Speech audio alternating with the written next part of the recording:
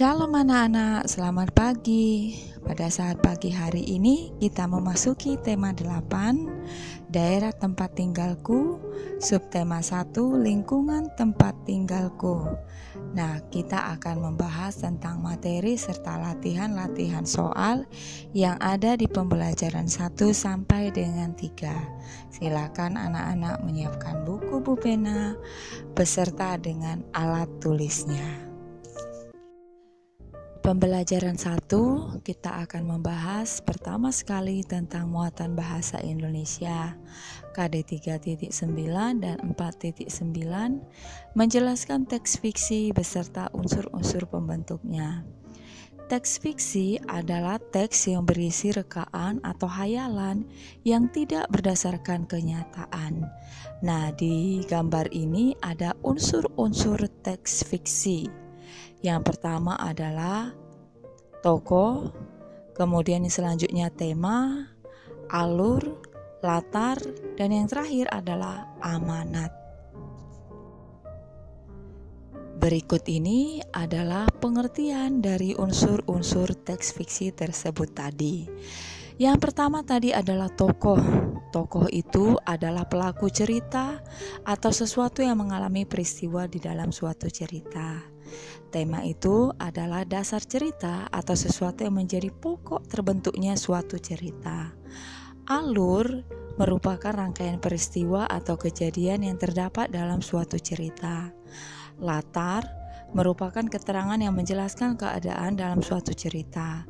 Latar dalam teks fiksi terbagi menjadi 3, yaitu latar tempat, latar waktu, dan latar suasana.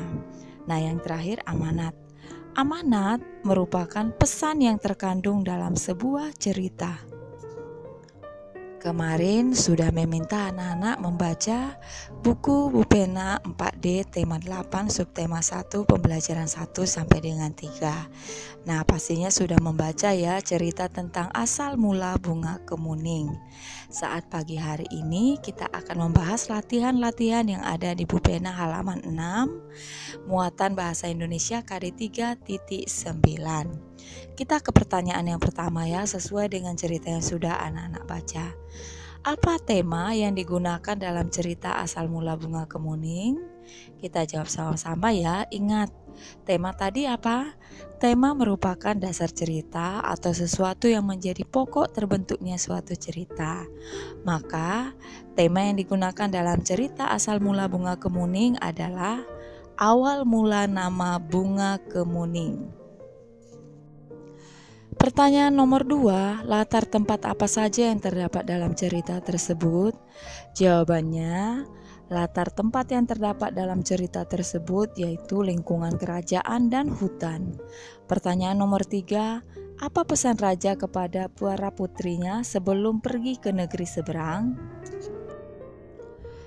Jawabannya, pesannya adalah para putrinya diminta untuk hidup rukun, tetap rajin belajar, dan mengerjakan tugas mereka masing-masing. Pertanyaan nomor 4, bagaimana sifat Putri Kuning dalam cerita asal mula bunga kemuning? Jawabannya, sifat Putri Kuning dalam cerita asal mula bunga kemuning yaitu baik hati, patuh kepada orang tua, rajin, suka membantu, dan amanah. Pertanyaan nomor 5, mengapa Putri Hijau merasa iri kepada Putri Kuning? Jawabannya, Putri Hijau merasa iri kepada Putri Kuning karena Putri Hijau merasa iri dengan hadiah kalung berwarna hijau yang diterima Putri Kuning. Ia ingin memiliki kalung tersebut karena warnanya sesuai dengan namanya. Muatan IPA KD 3.4 dan 4.4 menjelaskan pengaruh gaya terhadap gerak benda. Gaya dapat berupa tarikan atau dorongan. Gaya dapat membuat benda diam menjadi bergerak. Gaya juga dapat mempercepat atau memperlambat gerak serta mengubah arah gerak dari suatu benda. Perhatikan gambar berikut ini.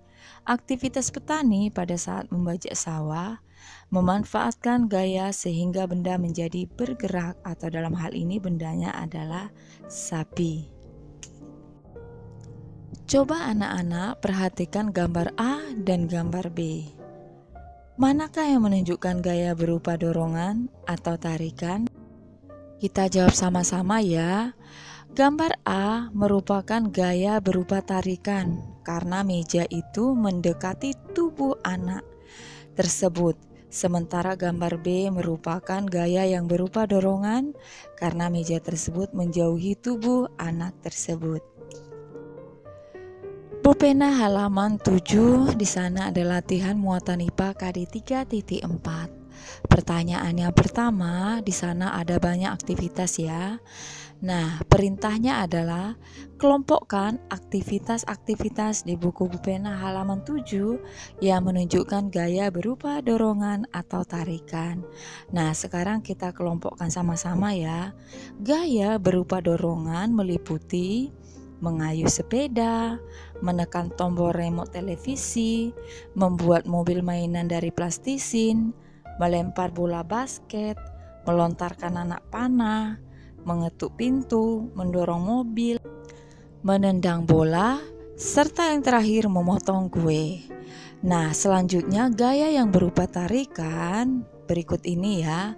Menggulung benang layang-layang, menggerek bendera, mengangkat meja, mengangkat kursi, mengangkat ember, serta yang terakhir membuka halaman pada buku. Pertanyaan nomor 2, tuliskan perbedaan gaya berupa tarikan dan gaya berupa dorongan pada suatu benda. Jawabannya, gaya berupa tarikan, arah gaya menuju ke arah pemberi gaya.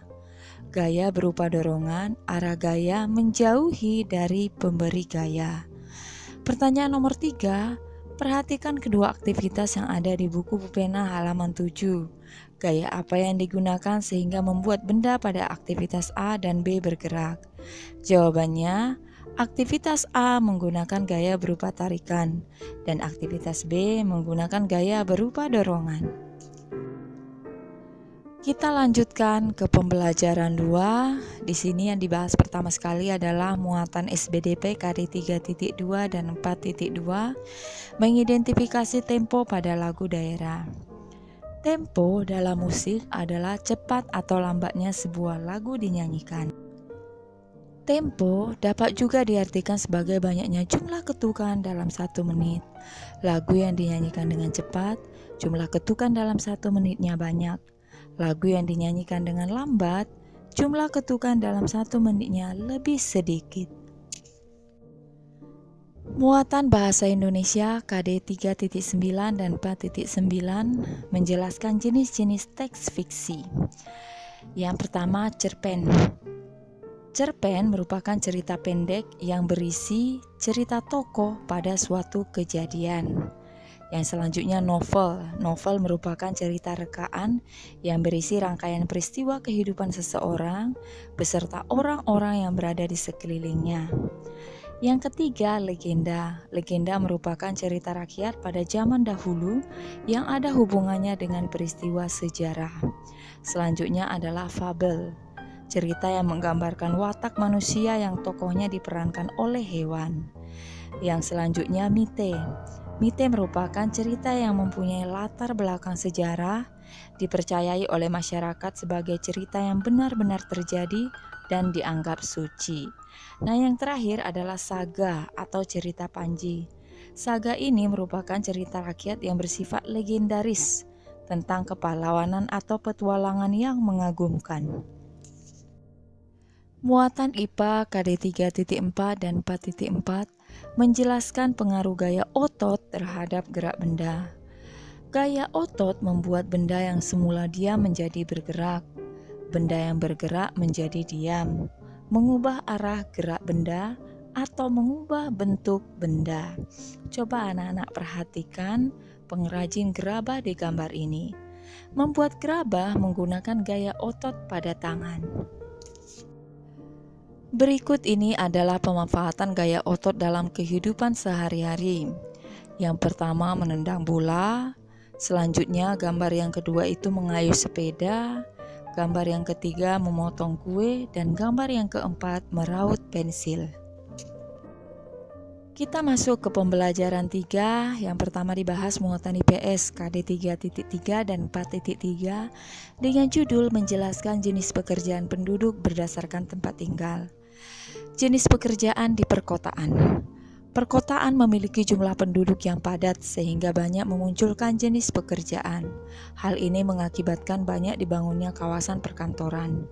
Jenis pekerjaan yang terdapat di kawasan perkantoran antara lain pegawai kantor dan petugas keamanan.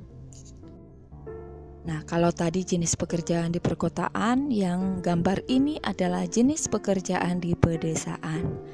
Pedesaan umumnya memiliki sumber daya alam yang masih melimpah dan memiliki lingkungan yang asri. Banyak penduduk desa yang bekerja dengan memanfaatkan sumber daya alam yang tersedia. Misalnya, penduduk pedesaan yang tinggal di dataran tinggi umumnya bekerja sebagai petani. Muatan Bahasa Indonesia KD 3.9 dan 4.9 menjelaskan amanat dalam teks fiksi. Amanat merupakan pesan yang terkandung dalam suatu cerita. Amanat ini dapat dipahami setelah kita membaca keseluruhan teks. Dalam teks terdapat tokoh-tokoh yang berperan di dalamnya. Tokoh-tokoh tersebut memiliki watak yang berbeda-beda. Ada tokoh yang berwatak positif, ada juga tokoh yang berwatak negatif. Contoh watak positif diantaranya penyayang, rendah hati, suka menolong, dan jujur. Sementara itu, contoh watak negatif yaitu sombong, kikir, dan pembohong. Nah, di bawah ini ada sebuah cerita. Ayo temukan amanat yang disampaikan pada cuplikan cerita berikut. Ketika ayam-ayam sedang mencari makan di padang rumput, Rubah mengendap-endap di balik semak-semak mendekati kandang ayam. Dalam sekejap, Rubah mencuri telur-telur ayam yang ada di kandang tersebut. Rubah segera berlari menjauh ke tengah hutan. Ketika ayam-ayam selesai makan dan kembali ke kandang, alangkah terkejutnya mereka mendapati seluruh telurnya hilang. Mereka menangis sambil berkeliling di sekitar kandang, berharap menemukan telur-telurnya. Nah, kira-kira apa ya anak-anak amanatnya? Nah, amanatnya bisa berupa kita harus waspada terhadap segala hal. Jadi maksudnya meskipun kita sedang makan, ini ayam-ayamnya kan sedang makan, berarti melakukan sebuah aktivitas, kita juga harus tetap waspada dengan lingkungan sekitar kita. Atau dalam arti lainnya kita juga sering bilang, jangan lengah.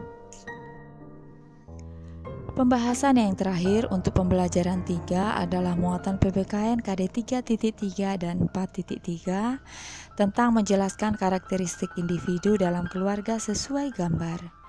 Lingkungan tempat tinggal kita yang terdekat adalah keluarga. Setiap anggota keluarga memiliki karakteristik yang berbeda satu sama lain. Perhatikan keluarga Dedi berikut. Sebutkan ciri-ciri fisiknya. Nah, ini bisa anak-anak lihat ya ciri-ciri fisiknya. Tugas anak-anak adalah menempelkan gambar keluarga dan menuliskan karakteristik setiap anggota keluarganya di kertas tugas tersebut. Nah, anak-anak, sekian saja pembahasan hari ini. Shalom.